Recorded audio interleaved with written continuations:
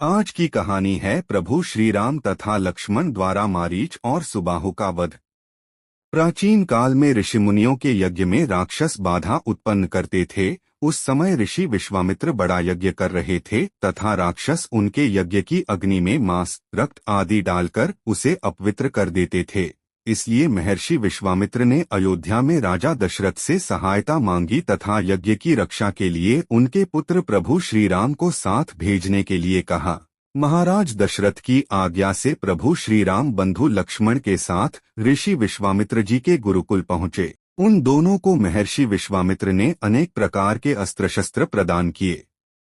एक दिन ब्राह्म मुहूर्त में उठकर अपने नित्य कर्म तथा संध्या उपासना पूरी करने के बाद राम और लक्ष्मण गुरु विश्वामित्र के पास गए और उनसे बोले, गुरुदेव, कृपा करके हमें यह बताइए कि दुष्ट राक्षस यज्ञ में विघ्न डालने के लिए किस समय आते हैं। यह हम इसलिए जानना चाहते हैं कि यज्ञ की रक्षा में हम पूर्णतः सिद्ध हो जाएं। कहीं ऐसा न हो कि हमारे अनजाने में ही वे आकर उपद्रव मचाने लगें। राक्षस कब आते हैं यह जानकर हम सतर्क हो जाएंगे। राजा दशरथ के वीर पुत्रों की यह उत्साह से भरी बातों को सुनकर वहां पर उपस्थित सारे ऋषिमुनि अत्यंत प्रसन्न हुए और बोले, हे रघुकुल के भूषण राजकुमारों, यज्ञ की रक्षा करने के लिए तुमको आज से 6 दिन तथा रात्रि तक पूर्ण रूप से सावधान मुद्रा में और सजग रहना होगा। इन 6 दिनों में गुरु विश्वामित्र जी मौन रहकर यज्ञ करेंगे। इस समय में आपके किसी भी प्रश्न का उत्तर नहीं देंगे क्योंकि वे यज्ञ का संकल्प कर चुके हैं। 6 दिन और 6 रात्रि तक यज्ञ की रक्षा करने की यह सूचना मिलते ही राम और लक्ष्मण दोनों भाई अपने समस्त शस्त्रास्त्रों से सुसज्जित हो गए। 5 दिन और 5 रात्रि तक श्री राम और लक्ष्मण निरंतर बिना किसी विश्राम के सतर्कता के साथ यज्ञ की रक्षा करते रहे। इन 5 दिन तथा रात्रि में यज्ञ में किसी भी प्रकार की विघ्न अर्थात बाधा नहीं आई। 6वें दिन राम ने लक्ष्मण से कहा, भाई सौमित्र, यज्ञ का आज अंतिम दिन है और उपद्रव करने के लिए राक्षसों की आने की पूर्ण संभावना है। आज हमें विशेष रूप से सावधान रहने की आवश्यकता है। तनिक भी असावधान हो गए तो गुरुदेव जी का यज्ञ और हमारा सारा परिश्रम निष्फल और निरर्थक हो सकते हैं। राम ने लक्ष्मण को अभी सतर्क किया ही था कि उसी समय यज्ञ के लिए जो सामग्री, चमस, समिधा आदि आश्रम में रखे थे वह अपने आप भभक उठे। अचानक आकाश से मेघों के गरजने की आवाज आने लगी, सैकड़ों बिजलियां तड़कने की आवाज आने लगी। उसके बाद मारीच और सुबाहु की राक्षसी सेना यज्ञ के स्थान पर रक्त, मांस, मज्जा, अस्थियों आदि की वर्षा करने लगी। यज्ञ में बाधा आ रही है, यह देखकर श्री राम ने उपद्रवकारियों की ओर देखा। तब आकाश में मायावी राक्षसों की सेना को देखकर राम ने लक्ष्मण से कहा, लक्ष्मण, तुम धनुष पर शरसंधान करके सावधान हो जाओ। मैं मानव अस्त्र चलाकर इन महापापियों की सेना का अभिनाश कर देता हूँ।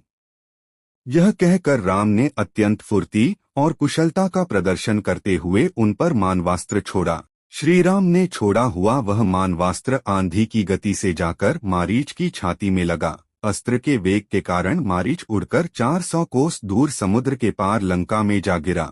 इसके पश्चात राम ने आकाश में आग्नेयास्त्र फेंका जिससे अग्नि की एक भयंकर ज्वाला निकली और उसने सुबाहु को चारों ओर से घेर लिया। इस अग्नि की ज्वाला ने क्षण भर में उस महापापी सुबाहु को जलाकर भस्म कर दिया। जब उसका जला हुआ शरीर पृथ्वी पर गिरा तो एक बड़े जोर का धमाका हुआ। उसके आघात से अनेक वृक्ष टूटकर भूमि पर गिर पड़े। मारीच और सुबाहु पर रमण समाप्त करके राम ने बचे हुए राक्षसों का नाश करने के लिए वायव्य नामक अस्त्र छोड़ दिया। उस अस्त्र के प्रहार से राक्षसों की विशाल सेना के वीरों की मृत्यु होकर वे ओलों की भांति भूमि पर गिरने लगे। इस प्रकार थोड़े ही समय में संपूर्ण राक्षसी सेना का नाश हो गया। चारों ओर राम की जय जयकार होने लगी तथा पुष्पों की वर्षा होने लगी।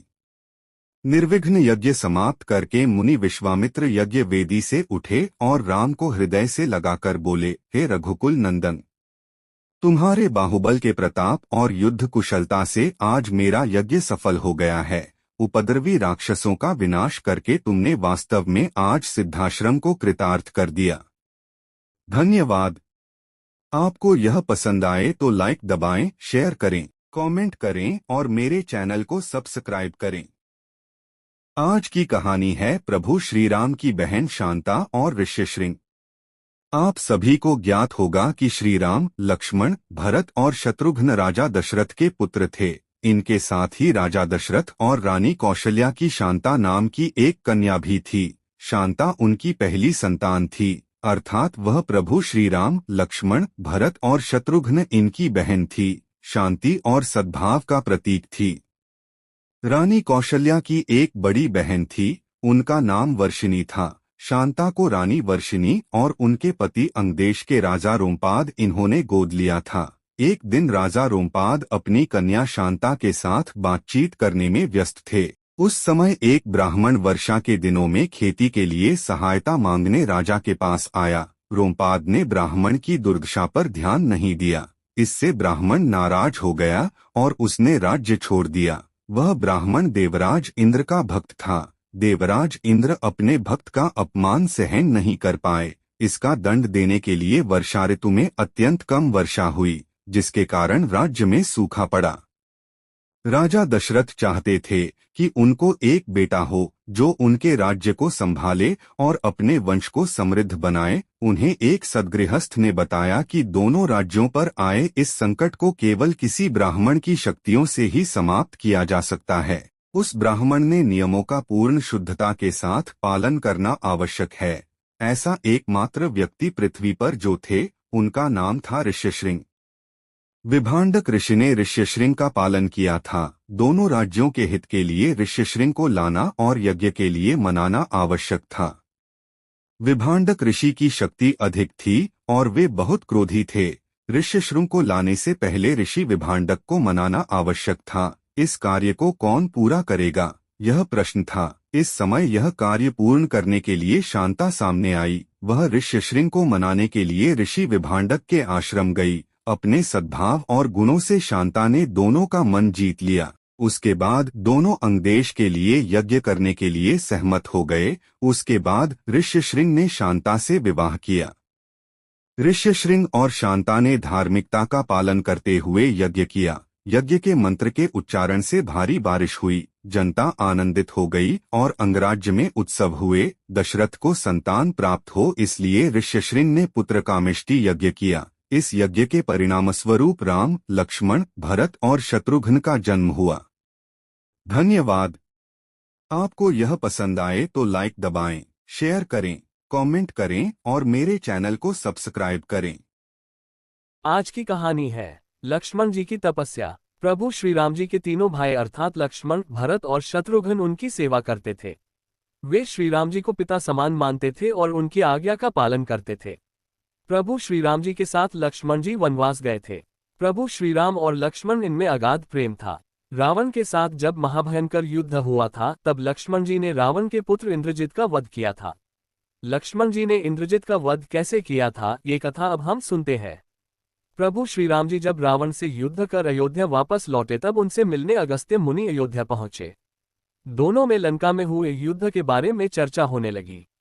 उस समय प्रभु श्री राम जी ने बताया कि किस तरह उन्होंने रावण और कुंभकर्ण जैसे वीरों का वध किया और अनुज लक्ष्मण ने भी इंद्रजीत और अतिकाय जैसे शक्तिशाली असुरों का वध किया। तभी अगस्त्य मुनि बोले, हे श्री राम, रावण और कुंभकर्ण प्रचंड वीर थे, परंतु सबसे बड़ा वीर रावण का पुत्र इंद्रजीत ही था। इंद्रजीत ने अंतरिक्ष में हुए युद्ध में इंद्र को बंदी बनाया और उन्हें लंका ले गया। ब्रह्मा जी ने इंद्रजीत से दान के रूप में इंद्र को मांगा, तब उसने दिए दान के कारण इंद्र मुक्त हुए। लक्ष्मण ने उसका वध किया और केवल वही उसका संहार भी कर सकते थे। अगस्त्य मुनिजी से लक्ष्मण की वीरता की प्रशंसा सुनकर श्री राम जी बहुत प्रसन्न हुए। साथ ही वे अचंभित भी हुए। उन्होंने अगस्त्य मुनिजी से पूछा, ऐसा क्या था कि केवल लक्ष्मण ही इंद्रजीत का वध कर सकता था। तब अगस्त्य मुनि ने बताया, हे प्रभु, इंद्रजीत को वरदान था कि उसका वध वही कर सकता था जो 14 वर्षों तक न सोया हो, जिसने 14 वर्षों तक किसी स्त्री का मुख नहीं देखा हो, जिसने 14 वर्षों तक भोजन न किया हो। प्रभु श्री राम जी बोले, परंतु मुनिवर, मैं वनवास काल में 14 वर्षों तक नियमित रूप से लक्ष्मण के हिस्से का फल फूल उसे देता रहा। मैं सीता के साथ एक कुटी में रहता था। बगल की कुटी में लक्ष्मण का निवास था, तो सीता का मुख भी न देखा हो और 14 वर्षों तक सोए न हो, ऐसा कैसे हो सकता है। प्रभु श्रीराम की सारी बात समझकर अगस्त्य मुनि मुस्कुराए। श्रीराम जी स्वयं भगवान थे, उन्हें लक्ष्मण के बारे में सब पता था, परंतु वे चाहते थे कि लक्ष्मण के तप और वीरता के बारे में अयोध्या की प्रजा को भी ज्ञात हो। प्रभु श्रीराम जी के मन की बात जानकर अगस्त्य मुनि बोले, आपने योग्य सुना प्रभु, लक्ष्मण के अलावा कोई और इंद्रजीत को नहीं मार सकता था। इंद्रजित के वध के बाद महाराज विभीषण ने भी श्रीराम से कहा था कि रावण के पुत्र इंद्रजीत का वध देवताओं के लिए भी संभव नहीं था, उसे तो केवल लक्ष्मण जी जैसा कोई महायोगी ही मार सकता था। अगस्त्य मुनि ने श्रीराम जी से कहा कि क्यों न लक्ष्मण जी से ही यह बात पूछी जाए। लक्ष्मण जी आए तो श्रीराम जी ने कहा, लक्ष्मण, आपसे जो पूछा जाए उसे सच सच कहिएगा। प्रभु बोले, हम तीनों 14 वर्षों तक साथ रहे, फिर तुमने सीता का मुख कैसे नहीं देखा? तुम्हें खाने के लिए फल दिए गए, फिर भी तुम 14 वर्ष बिना भोजन किए कैसे रहे? और तुम 14 वर्षों तक सोए भी नहीं, ये कैसे हुआ? तब लक्ष्मण जी ने बताया, भैया, जब हम भाभी को तलाशते ऋषिमुख पर्वत पर गए तो सुग्रीव ने हमें उनके आभूषण दिखाकर पहचानने को कहा था। आपको स्मरण होगा, मैं उनके पैरों के आभूषण के अलावा कोई अन्य आभूषण नहीं पहचान पाया था, क्योंकि मैंने कभी भी उनके चरणों के ऊपर देखा ही नहीं। 14 वर्ष नहीं सोने के बारे में लक्ष्मण जी ने बताया, आप और माता एक कुटिया में सोते थे। मैं रात भर बाहर धनुष पर बाण चाहे पहरेदारी करता था। निद्रा देवी ने मेरी आंखों पर पहरा करने का प्रयास किया तो मैंने निद्रा को अपने बाणों से भेद दिया था। निद्रा ने हारकर स्वीकार किया कि वह 14 वर्षों तक मुझे स्पर्श नहीं करेगी, परंतु जब श्रीराम जी का अयोध्या में राज्याभिषेक होगा और मैं उनके पीछे सेवक की तरह छत्र लिए खड़ा रहूंगा, तब वह मुझे घेरेंगी। आपको याद होगा, राज्याभिषेक के समय नींद के कारण मेरे हाथ से छत्र गिर गया था। लक्ष्मण जी ने आगे बताया कि जब मैं वन से फल फूल लाता था तब आप उसके 3 भाग करते थे। एक भाग देकर आप मुझसे कहते थे, लक्ष्मण ये फल रख लो। आपने कभी फल खाने को नहीं कहा, तो आपकी आज्ञा के बिना मैं उसे खाता कैसे? मैंने उन्हें संभाल कर रख दिया। सभी फल उसी कुटिया में अभी भी रखे होंगे। प्रभु के आदेश पर लक्ष्मण जी चित्रकूट की कुटिया में से वे सारे फलों की टोकरी लेकर आए और दरबार में रख दी। फलों की गिनती हुई, लेकिन 7 दिनों के फल कम थे। तब श्रीराम जी लक्ष्मण जी ने पूछा कि तुमने 7 दिन का आहार लिया था? तब लक्ष्मण जी ने बताया, प्रभु, जिस दिन पिताश्री के स्वर्गवासी होने की सूचना मिली, हमने आहार के लिए फल नहीं लाए। इसके बाद जब रावण ने माता सीता का हरण किया, उस दिन भी हमने आहार नहीं लिया। जिस दिन आप समुद्र की साधना कर उससे राह मांग रहे थे, उस दिन भी हमने आहार नहीं लिया। जब इंद्रजीत के नागपाश में बंद कर हम दिन भर अचेत रहे, उस दिन, और जिस दिन इंद्रजीत ने मायावी सीता का सिर काटा था, उस दिन हमने शोक के कारण आहार नहीं लिया। इसके अलावा जिस दिन रावण ने मुझ पर शक्ति से प्रहार किया और जिस दिन आपने रावण का वध किया, ये दोनों दिन भी हमने आहार नहीं लिया। इन 7 दिनों में हम निराहारी रहे, इस कारण 7 दिनों का आहार कम है। लक्ष्मण जी ने भगवान श्रीराम से कहा, मैंने गुरु विश्वामित्र से एक अतिरिक्त विद्या का ज्ञान लिया था। इससे बिना अन्न ग्रहण किए भी व्यक्ति जीवित रह सकता है। उसी विद्या से मैंने भी अपनी भूख नियंत्रित की और इंद्रजीत मारा गया। लक्ष्मण जी की 14 वर्षों की इस तपस्या के बारे में और उनकी भक्ति के बारे में सुनकर प्रभु श्रीराम भाव विभोर हो उठे और उन्होंने लक्ष्मण जी को गले से लगा लिया। धन्यवाद। आपको ये पसंद आए तो लाइक दबाएं, शेयर करें, कमेंट करें और मेरे चैनल को सब्सक्राइब करें।